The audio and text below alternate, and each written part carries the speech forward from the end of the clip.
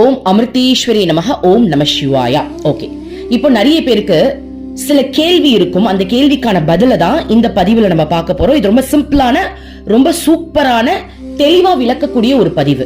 Spiritual பிராக்டிஸ்க்கு rules and regulations இருக்கா அப்படின்னு ஒரு கேள்வி வருதுன்னு வச்சுக்கோங்களேன். அதுக்கு என்ன பதில் அப்படின்னா, நம்ம ஸ்பிரிச்சுவல் பிராக்டிஸ், அதாவது இப்ப நம்ம மெடிடேஷன் பண்றோம், தியானம் பண்றோம், சில சாதனைகள் பண்றோம் அப்படின்னா கண்டிப்பா அதுக்கு சில ரூல்ஸ் இருக்கா. இப்ப எப்படின்னா, நீங்க தியானத்துல மேன்மை அடையணும் அப்படின்னா அதற்குன்னு கொடுக்கப்பட்டிருக்க சில ரூல்ஸை ஃபாலோ பண்ணா மட்டும்தான் அது நமக்கு நல்லபடியா ஒர்க் ஆகும். இதை நீங்க ஃபுல்லா கேட்கணும், இது ரொம்ப தெளிவா கேட்கணும். இப்ப எக்ஸாம்பிள் என்ன சொல்றாங்க அப்படின்னா, இப்போ நீங்க பாட்டு அப்படின்றது எல்லாருமே பாட முடியும், நானும் பாட முடியும், நீங்களும் பாட முடியும். ஆனா ஒரு கர்நாடக சங்கீதத்தை நீ ஒரு கச்சேரியா பண்ணணும் அப்படின்னா கண்டிப்பா கர்நாடிக் மியூசிக் கத்துருக்கணும் இல்லையா? அந்த மாதிரிதான் பாடுன்றது எல்லாரும் பாட முடியும். ஆனா நீ ஒரு சங்கீத மேதை ஆகணும், நீ ஒரு அரங்கத்துல போய் கச்சேரி செய்யணும் அப்படின்னா கண்டிப்பா கர்நாடகா சங்கீதம் கத்திருக்கணும். அந்த மாதிரி நீ இறைவனை அடையணும், இறைவனோட ஐக்கியம் ஆகணும் அப்படின்னா கண்டிப்பா தியானத்துல சரியான வழியில நீ போயிருக்கணும். இப்போ தியானம் அப்படின்ற ஒரு விஷயத்த ரூல்ஸே தெரியாம நம்ம பண்றோம்னு வச்சுக்கோங்களேன், அது உங்களுடைய உடலை பாதிக்குமா? ஓகேவா? இப்ப தியானம் அப்படின்றதுக்கு எல்லாருக்கும் ஒரே தியானம் செட் ஆகாதான். சில பேருக்கு சில தியானம் செட் ஆகுது அப்படின்னா சில பேருக்கு அந்த தியானம் செட் ஆகாது. இப்போ ஒரு ஹாஸ்பிட்டல் போறோம், ஒரு டாக்டர் உன்னுடைய நோய்க்கு மருந்து கொடுக்குறாங்க, ஒரு டானிக் கொடுக்குறாங்க. அந்த டானிக்ல 5 டீஸ்பூன் குடின்னு சொல்றாங்க அப்படின்னா கண்டிப்பா நீ அந்த 5 டீஸ்பூன் தான் குடிக்கணும். நீ 2 குடிச்சாலும் அது உனக்கு வேலை செய்யாது, ஒரு பாட்டில் முழுசா குடிச்சாலும் அது உன்னுடைய பாடியை அஃபெக்ட் பண்ணிடும். அதே மாதிரிதான் தியானம் அப்படின்றதுக்கு பர்டிகுலர் பாடிக்கு இதுதான் அப்படின்னு பிக்ஸ் ஆயிருக்குமா? இப்ப மருத்துவர்கிட்ட போனீங்க அப்படின்னா ஒரே மருந்து எல்லாருக்கும் கொடுக்க மாட்டாங்க. வயிற்று வலிக்கு வயிற்று வலி மருந்து தான், தலைவலினா தலைவலி மருந்து தான். அந்த மாதிரி ஒரே தியானம் எல்லாருக்குமே மேட்ச் ஆகுமா அப்படின்னு கேட்டா அப்படி கிடையாதான்.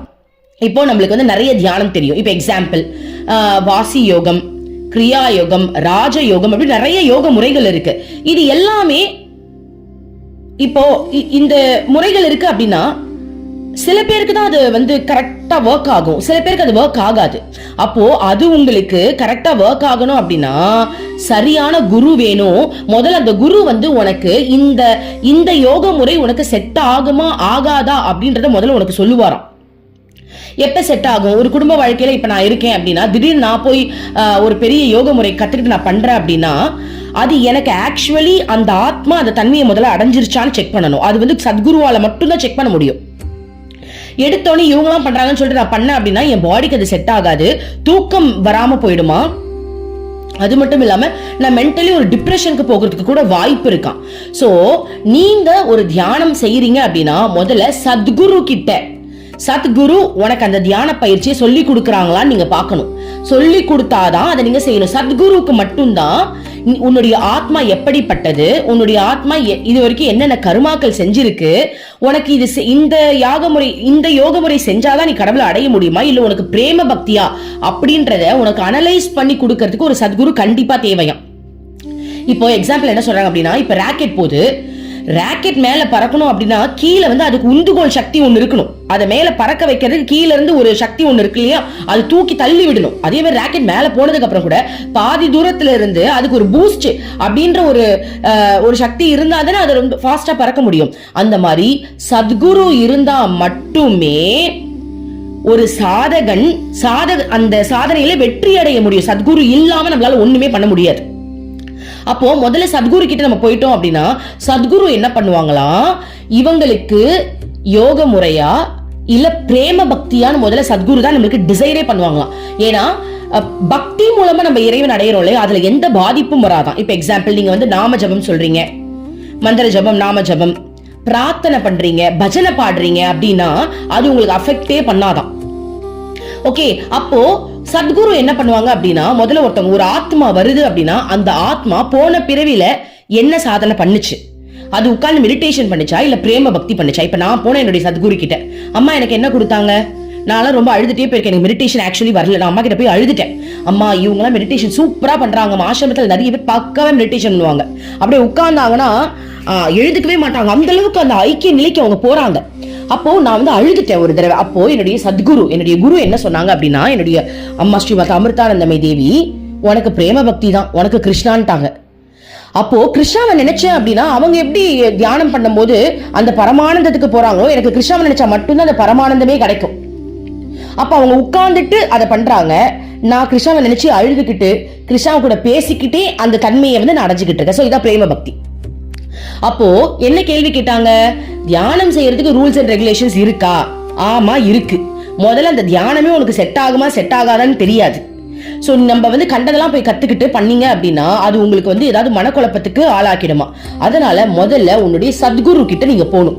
சத்குருக்கு தான் தெரியும், நீங்க கேட்கவே வேண்டாம். உங்களுக்கு சத்குருவா வந்துட்டாங்க அப்படின்னா, குரு வந்து உங்களுக்கு லைஃப்ல வந்துட்டாங்க அப்படின்னா, உங்களுக்கு நீங்க ரெடியா இருப்பீங்களான்னு தான் அவங்க பாப்பாங்களா. நம்ம ரெடி அப்படின்ட்டோம் அப்படின்னா, மனதளவில் நான் ஸ்ட்ராங்கா இருக்கேன், நான் சரணாகதி அடையிறேன் அப்படின்னா, நமக்கு என்ன வேணுமோ அதை கொடுத்துருவாங்க. ஓகேவா? இப்ப என்னோட சைட்ல எனக்கு என்ன கொடுத்துருக்காங்க, எனக்கு கிருஷ்ணாவை தான் கொடுத்துருக்காங்க, எனக்கு பிரேம பக்தியை தான் கொடுத்துருக்காங்க. நீ உட்கார்ந்து மெடிடேஷன் பண்ணலாம் அம்மா எனக்கு சொன்னதே கிடையாது. கிருஷ்ணா கூடயே இருந்தான்னு சொல்லியிருக்காங்க. கிருஷ்ணா கூட பேசு, கிருஷ்ணா கூட பழுகு. ஒரு நாள் உனக்கு வந்து அழுக வருது அப்படின்னா கிருஷ்ணாவை நினைச்சு அழு, அவ்வளவுதான் போதும். 10 நிமிஷம் நீ அவனை நினைச்சு அழுறியா, 10 மணி நேரம் நீ மெடிடேஷன் பண்ணதுக்கு சமம்.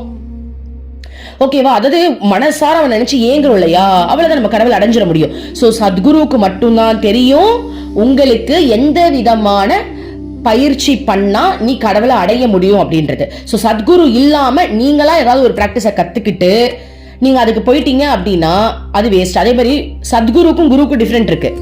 குருன்றவங்க மனிதத்தன்மையில இருக்கிறவங்க, எல்லாரையும் குருன்னு சொல்லுவாங்க. ஆனா சத்குரு அப்படி இல்ல. சத்குரு வந்து கடவுளே இந்த பூமியில அவதாரமா வந்தவங்க தான் சத்குரு.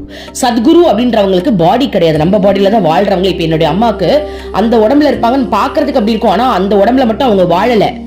தூண்லயும் இருப்பாங்க, துரும்புலயும் இருப்பாங்க. இறைவனால மட்டும்தானே தூண்லையும் துரும்புலையும் இருக்க முடியும்.